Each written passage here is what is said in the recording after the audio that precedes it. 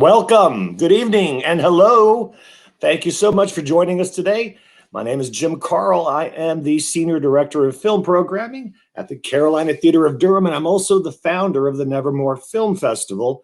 And I'm very excited that tonight we have cast and crew from the feature film TIL FREDDY joining us tonight for a live conversation and Q&A. They are broadcasting all the way from Norway.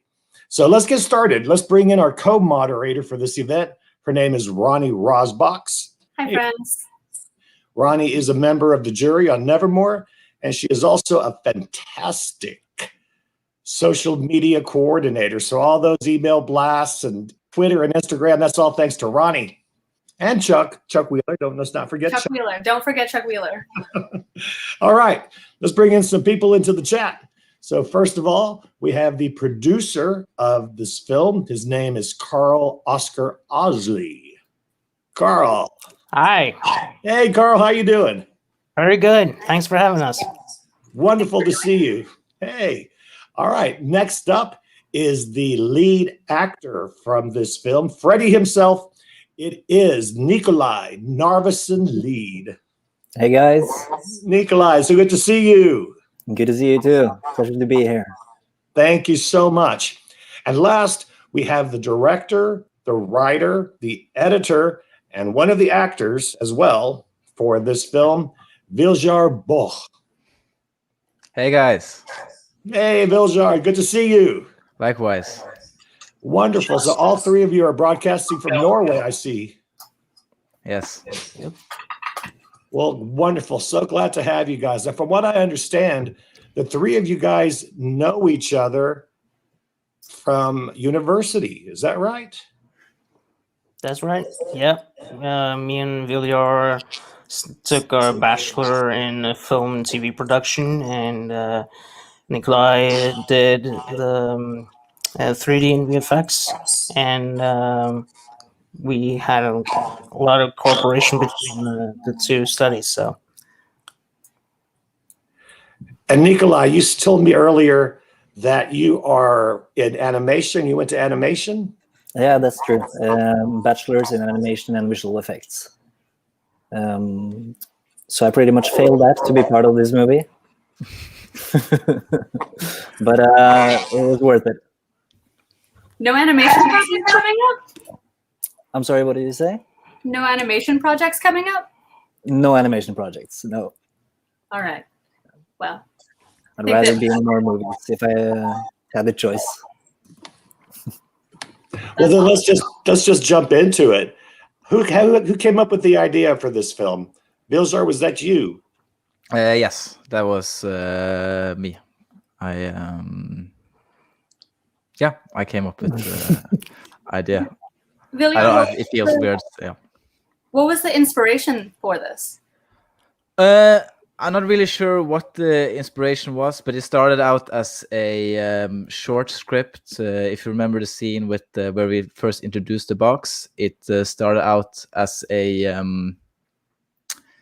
short script, that whole scene. But instead of a box, it was a person coming in with the letters. But other than that, the scene was completely the same. And then a half a year afterwards, I kind of looked back on the script and thought maybe there was something more to it.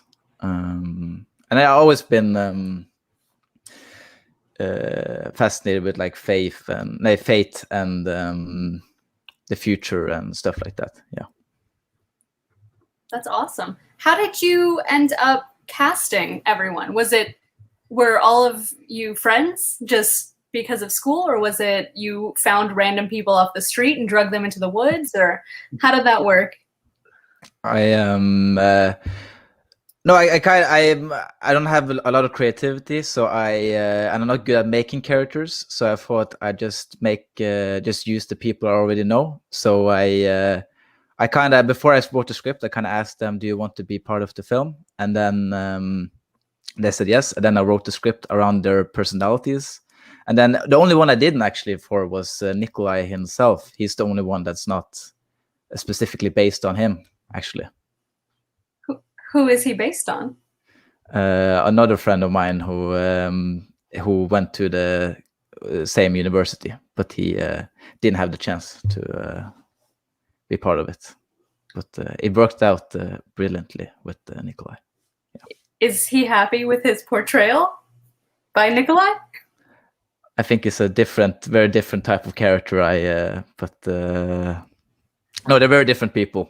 I think the only thing is the dialect is somewhat similar, but other than that, it's not the same person. No. Okay. Where was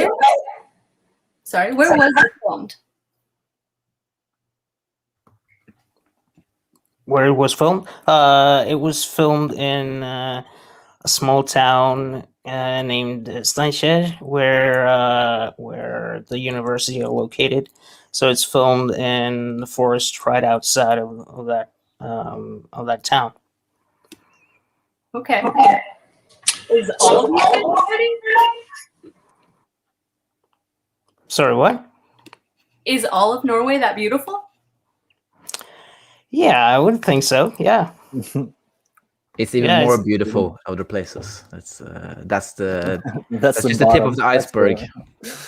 Yeah. It's a beautiful place.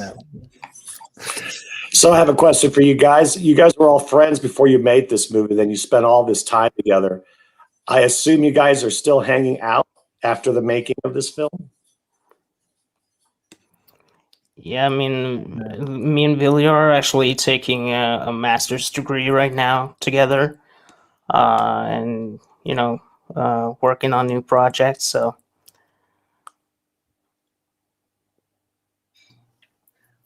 there's a question from the audience. I guess Simon Jurgensen wants to know why he's not in this Q&A.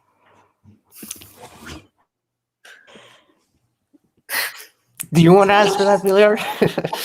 I didn't think he would bring up anything interesting to the table. No, I'm kidding. If you ask too many people, then we could have invited everyone, but I don't know. I'm sorry, Simon. I'm very sorry that you didn't get invited. You would have been a great part of the thing. Yeah. He would have exposed me. That's the problem. He would have said like he has ill will to say. So I didn't trust having him on the Q&A. It would be yeah. So did you guys just go camping in the woods and shoot a movie? How did this progress look? How did this production go out in the woods? Were you actually camping? Well, first of all, it has a lot to do with budgets. I mean, the original feature script was originally written around, a cabin in the woods type situation. And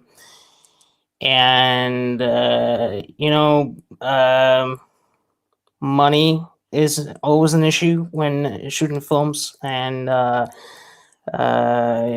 we didn't really find some cabins that was suitable for our needs, and we did what we had to do and changed up the script and ended up shooting in the woods, even without a tent, which was also sort of a budgetary thing. So it just happened organically during our development process when we saw that the budget we imagined when we started working on this idea wouldn't really come through 100%. So yeah. Nicolai, was this your first lead at a film, or I'm sure you had acted out before, but was this your first time in front of a film camera? It was not my first time in front of a film camera, because I'd been in several short movies and had a couple of leads in those as well. I actually acted for Viljar in a short the first time we worked together, a movie called Bear Squad. So So that's where we first started getting to know each other, like work-wise, and that we figured out we clicked. So Nevermore chat says, why did you pick Nevermore to submit to?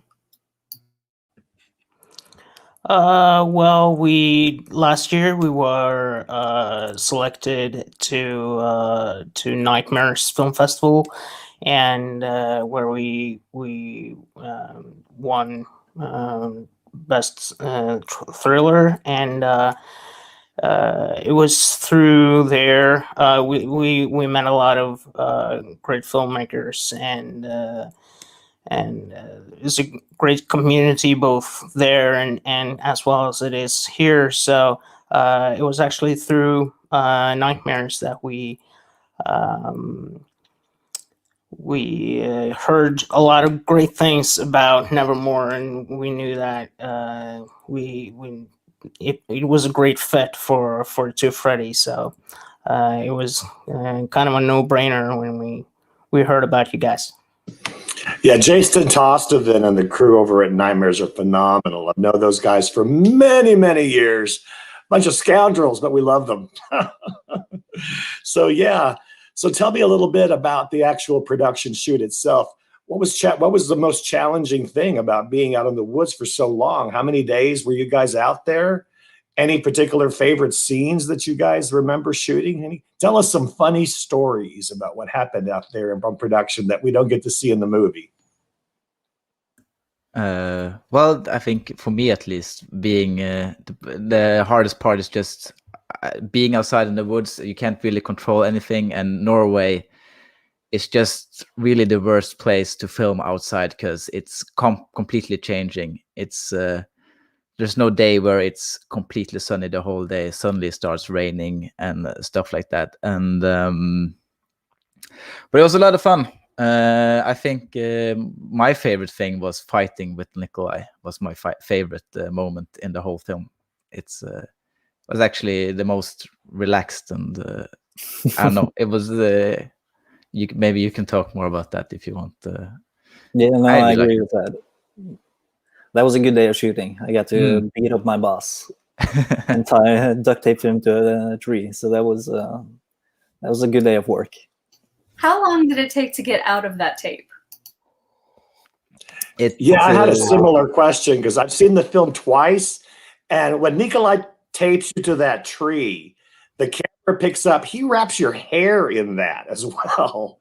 So I think that's real tape. When this shot is done, you're going to be pulling hair out of from your head. It was not possible for me alone getting out of the duct tape. I was actually and I think I kept my composure pretty well during the whole shoot. But that was one of the few times we had to do 2 takes of it due to well, it doesn't matter. But that was one of the few times I in some ways I went a little crazy. But no, it hurt. I heard you can use fake movie tape. I think that apparently that exists. That's not, but we used real tape. So an audience question was, what was the process of fleshing out your short script into a feature? It was actually pretty simple. Or the original short script was just a scene from the film, pretty much, and then I realized that you could do something more with it. So when I realized you can do more with it, and then I realized you can actually make a feature out of it. So I didn't make the script thinking first that it would be a feature. I just realized that this was becoming pretty long, and then I actually saw that it was actually possible to make. So I thought it was a good opportunity to try making a feature. Yeah. So the film is short at 72 minutes. So was there more footage that you shot that didn't make it into the final cut? Were there scenes that you had to cut? Because it's 72 minutes, which is a perfect length, by the way. I'm not criticizing that at all. but it's unusual for a feature to be 72 minutes. And I was thinking to myself, was there more footage that you shot, other scenes, that then you just pared it down to the essential story? And I don't think there were any scenes we shot that that I can remember. But the script, the first original script, had much more plot. Yes, it was. I think it was up to like 100 pages, and then we cut it down to 70. Yeah, it was the whole sequence with Freddy going crazy and stuff was supposed to be a lot longer, but it was just easier to shoot less pages, pretty much. So I tried to keep my scripts as short as possible, so I can shoot as little as possible too. And I think that's it. It was a good decision. I think the pacing of the film really is good as it is now. It flows very good. So at least for me, it was that was it was a very good decision to actually cut those pages. Yeah. One of the things that I absolutely love about this script is the simplicity of it. Other than setting up the premise, there's not a lot of time spent on. I mean, after watching the film a second time, I thought to myself, it's really refreshing that the script does not introduce a love interest, which is very much an American kind of a thing. Nor at any point in the film do any of the guys talk about girlfriends, talk about family. There's no backstories to any of the characters. The film is this particular moment in time, and that's all we care about. There is no outside, like I said, backstories coming in, friends from other friends arriving at the camp. Was that a deliberate choice to not give the characters any kind of a backstory, or was that something that you ended up cutting? No, that was one of the main reasons why I chose to base it around people I already knew. So I already like knew who they were as people and stuff like that. But I knew, like, not that not something you need to explain, but so I had like things to I'm not really sure how to but yeah, I didn't feel the need to explain too much. No, I wanted to keep it as I'm a simple person, so I try to keep it as simple as possible. I'm not clever enough to have all these great characters with backstories and stuff like that. So I try to just, instead trying to do that, I instead just drop it and just let it be as it is, I guess. One of the questions that's coming up is, what advice would you give to future filmmakers that have low budgets that are trying to just start in the business? I believe, Viljar, not only have you finished TIL Freddy, but you've also are in post-production on a second film and are in pre-production on a third at the same time. So again, now that you're no longer a first-time filmmaker anymore, what would you say to people who do want to start making their own films? I'd say just write about whatever you know, and don't get too caught up in what you don't have. Just look at what you already have, and that comes not only with location and stuff, but also with equipment. And I feel like a lot of people are too hung up in, but we need this dolly and we need this jib and we need this tracking shot in this movie. But if you only have a tripod, then you're just going to have to live with all the shots being static. Or if you only have a shoulder rig, you're just going to live with the whole movie being handheld. So you just lean into what you already have and make it a static thing rather than a crutch. I think that's the most important thing. Yeah.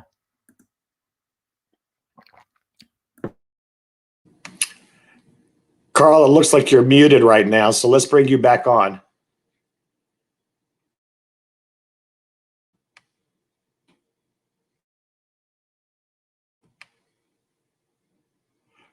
Karl, can you hear us? Because we've lost your audio, it seems like. Here we go. There you Do you go. hear me now? Okay. Yeah. Yeah. Weird. I wasn't muted, but okay. Oh no. Well, it looks like he's having streaming issues. So if you had a bigger budget, what would you have done differently, Viljar? I think I do all the wrong things. I think I would have put it in a cabin, and I don't know. I think mostly put in a cabin, and I would have made it longer. And that's really the only things I can think of. Really, yeah. And I'm not sure if the movie would have been any better of it. I think maybe I would have made the movie worse if I had too much of a budget. Because I don't have the creativity to think of something. I need to have strict rules on what I can't do. I think that helps me a lot. Karl, it looks like you're back with us. What were you going to say? I was going. Can you hear me first of all? Yeah. I was going to say that a great script is paramount. It doesn't matter how much money you have or how much equipment you have if you don't have a good story. And I mean, if you can, or if you or someone you know can write a great story and have that has great potential, then go out and make that, and don't really think about what you, as Viljar said, don't think about what you can't get, and make something. I mean, we made this film on pocket change, and I mean, it achieved a lot more than I think any of us would imagine when we started to make this film. It's never explained in the movie what the box is or where it comes from or who put it there. Is that a deliberate choice? Is that always part of the script, or was there originally an answer that got cut? People are asking on chat right now, where does the box come from? This film skews toward mystical, time travel, or is any of that correct? I think mystical, and I don't want to say too much. To me, I think the key is that it's a movie mostly from Freddy's perspective, and whatever information he doesn't get is the information the audience never will get. That's how I look at it. I don't want to. I'm scared. I don't. I feel like a lot of people like the fact that it's not explained, and I feel some people are annoyed by it. But I don't want to. I'd rather annoy the people who wants to wants to know what the box is, and rather than ruin it for the people that doesn't want to know.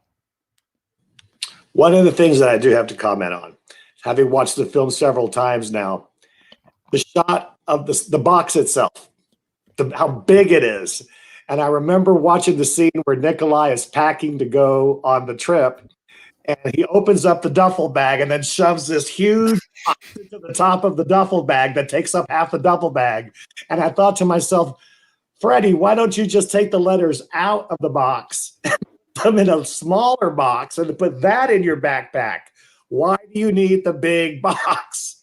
Was that a deliberate, again, from a budgetary? You couldn't afford a little box for the letters? It's this huge box. It was the only box I found. It wasn't even supposed to be. I was trying to find like a shoebox thing. I didn't. That was. Is there a the only box shortage in Norway or something? Apparently, I mean, when it comes to items in Norway, you only get one out of each thing. You don't have a huge variety of things like you have in the US, for example. It's yeah. So is the box back at your house? Are you using it? I actually have no idea where it is. That's actually too bad. I have no idea where it went. I mean, a lot of valuable prop someday. Valuable prop. I mean, a lot of the props were actually, last minute buys. I think it wasn't the greeting cards actually just a last minute idea as well. They were originally just normal letters, but then when we were out shopping for props, it kind of wasn't. We thought it was a good idea to actually make them greeting cards instead. It was kind of a more of a original thing. I didn't want to, and then I didn't want like design my own either. So I thought it was easier to just buy already made ones. And I think they were bought like last minute. Like I don't think we even bought all the letters at once. I think we bought some of them, and then we realized we didn't have all of them, and then we'd buy more. And yeah, I mean, last minute. We shot the film over 20 days approximately, over a little bit longer period when we had to stop because of the weather. But yeah, it was a few shopping rounds while shooting. We're getting a lot of chatter on the comments about that witch t-shirt. What was up with that? I really like that. I spent a lot of money on it. It needs and I hardly use it, so I thought might as well just put it in the film. So whatever happens to it, it will at least be in the film. Nicolai, as your first lead in a full-length feature, what was your favorite scene other than the part where you got to beat the shit out of Viljar? What was the shoot? I think maybe it's not just one scene, but we had one day of shooting where we did the dumping of the car, and it was just like a whole day of road trips and going down to the river to clean off the blood on my face, and yeah, that scene or that whole day of shooting was I think was my favorite.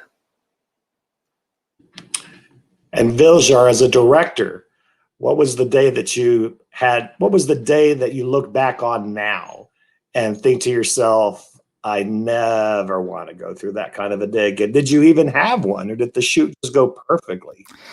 Definitely did not go perfect. I think it is the duct tape scene, or either that or the opening scene. I think we because that was not just one day. That was 3 days of me not being able to get the shot properly. So I think yeah, either that's the opening scene or the duct tape scene are two things I don't want to make those mistakes again. No.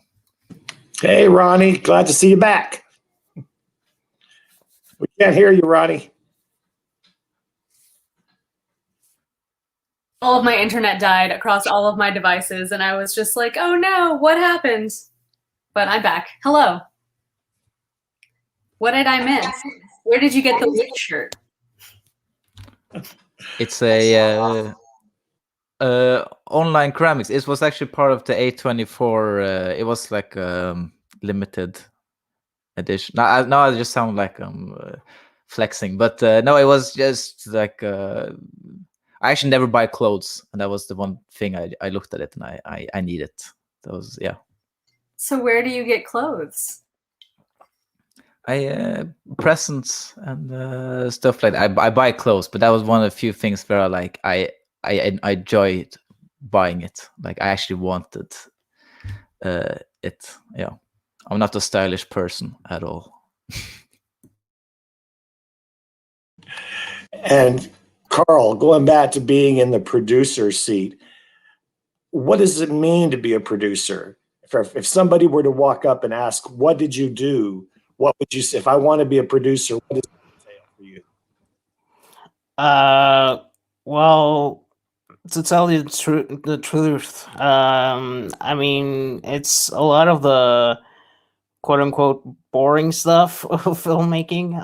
It's a lot of the planning and the contracts and the budgets and the money and a lot of numbers and letters. But at the same time, I do like to be hands-on in the story process and the creative part of it. I always consider myself a creative person, so whenever I can, I do always have notes on the scripts, and creative choices in the editing or post production in general. I am usually not very present during the actual shooting. I do a lot in pre-production, and once the pre-production ends and the production starts, my job doing the festival strategies and potential distribution and stuff like that comes up on my agenda. So, but when I have such great people to collaborate with, that's no problem for me, being the boring guy. So I really enjoy what I do and want to keep doing that. So we have the director of another Nevermore film, an ideal host. Robert Woods is asking a question. How long did the editing take? I think 2 months. I think around 2 months. I didn't. It was actually like, yeah. I didn't use a lot of time on it, but I think around 2 months. Yeah, after the production was done, because I did a little bit of editing during the shooting. But yeah, which is very, very short for a feature. And I think we were. I think it was a good thing that we were so prepared in pre-production, that we had the story pretty much wrapped up, and it was just doing what the plan said, and it turned out that it really worked. So there was an audience question for Nicolai. What was the process for playing Freddy for you? The process was getting up early in the morning and learning my lines, which I always failed to do the night before because we always shot late. And yeah, and then we got to location, and I asked Viljar for my directions and tried to find my motivations for whichever scene we were shooting. And I always try to reach into my paranoia for playing Freddy a little bit, because he's a paranoid guy, and becomes even more so during the course of the film. So that was that's pretty much the process. We need to start wrapping it up a little bit, guys. So I'm going to ask each of you, what's next? What is next for the film? What is next for each of you? And oh my God, I don't want to say this. We need you guys to talk Norwegian. I think it'd be amazing. I've only ever heard you speak in Norwegian, so it's interesting to hear you guys speaking now in English. But for our Norwegian audience that's out there that's possibly listening and that will watch this in the future, why don't you answer the question in English as well as Norwegian? How about that? Okay, I'll start then. Me and Karl are gonna, on the future for this film, we'll see. But me and Karl are doing a pre-production on a feature, and then we're finishing up another film, which Nicolai actually is main role in. Så vi har pre-prod på en film og post-prod på en annen. Okay, yeah. I mean, for me, it's doing. We are planning on doing the festival run for our second feature, me and Viljar. as Viljar said, Nicolai also plays in, and doing our third feature, which we are planning on doing, shooting in the fall, and yeah, I have some small projects on the side, animated series idea in development. Så ja,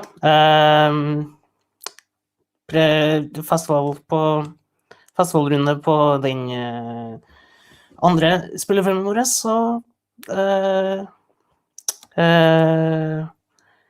utvikler det og blir ferdig med vår tredje, som vi filmer til høsten.